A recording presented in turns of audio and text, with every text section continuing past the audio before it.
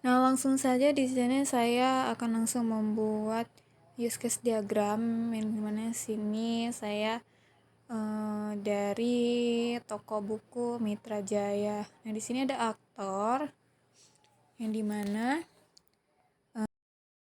ada kasir dan juga ada manajer. Nah, yang dimana pelanggan ini dia akan mencari buku. Kita ketik mencari buku. Lalu nanti juga setelah mencari yang pastinya dia juga ingin membeli. Habis membeli dia juga akan melakukan pembayaran. Nah, jadi yang use case keduanya itu untuk ada membeli buku.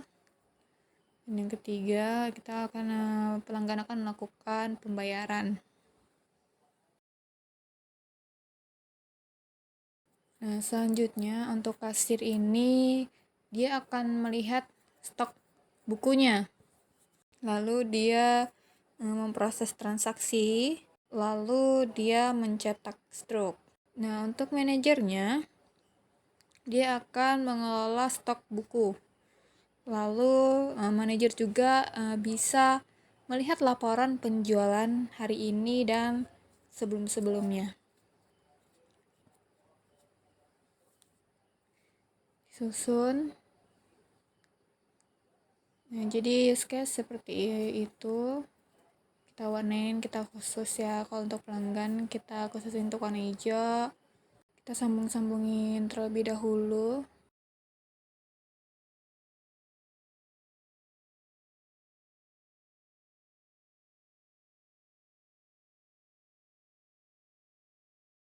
Nah, selanjutnya di sini kita akan membuat diagram sequence.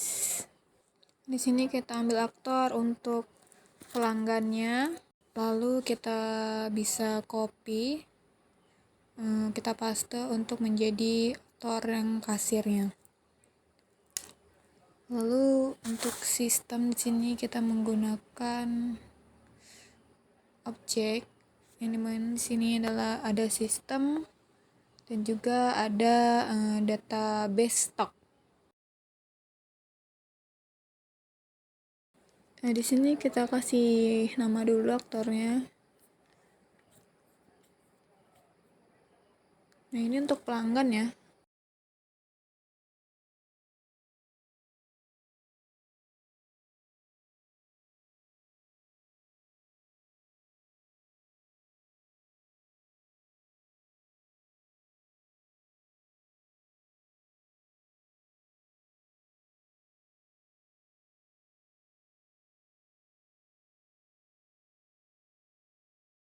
Lalu di sini untuk dari pelanggannya,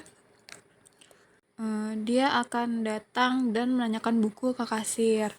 Lalu kasir ngecek di sistem, dia akan ngecek ketersediaan bukunya ada atau enggak. Nah, terus tuh nanti sistem tuh ngeliat di database, dia akan menjalankan query stok buku. Lalu database akan nge-return data stok. Dan nanti sistem menginfokan ke kasir info buku itu tersedia atau enggaknya. Nah, jika misalkan tersedia, lalu nanti kasir ngasih informasi harga dan pelanggan informasi harga belinya, harga jualnya. Satu bukunya berapa gitu. Lalu nanti pelanggannya apabila setuju dia akan membelinya. Nah, lalu nanti kasir itu akan menginput data transaksi ke sistem,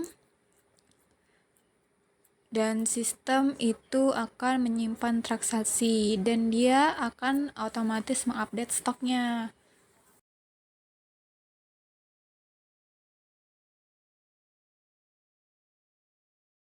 Lalu dikonfirmasi apabila berhasil, nanti sistem akan mengenerate dan akan nyetak stok, diberikan ke kasir, lalu kasir menyerahkan bukunya ke pelanggan dan stok pembeliannya.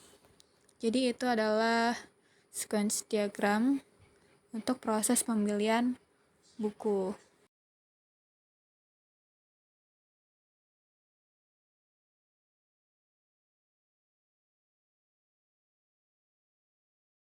Setelah itu kita akan lanjut ke activity diagram. Nah, kini kita mulai. Lalu di sini pelanggan yang pertama pasti pelanggan tuh datang ke toko. Setelah itu pelanggan itu akan mencari atau menanyakan buku ke kasir, misalkan buku dongeng tentang ini ada nggak. Nah,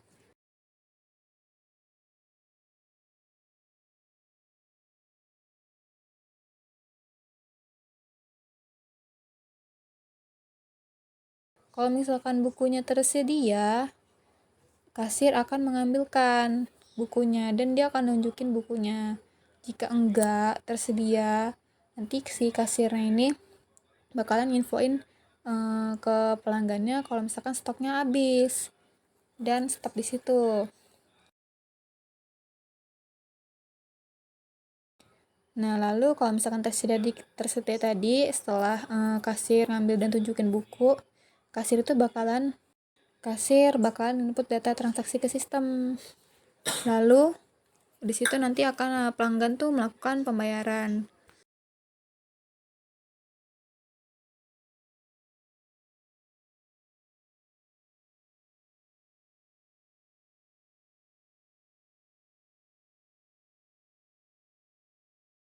Nah, kalau misalkan ada kembaliannya, nanti kasir akan memberikan kembalian. Jika tidak ada, kasir langsung mencetak struknya, lalu dia akan menyerahkan buku dan struk ke pelanggan.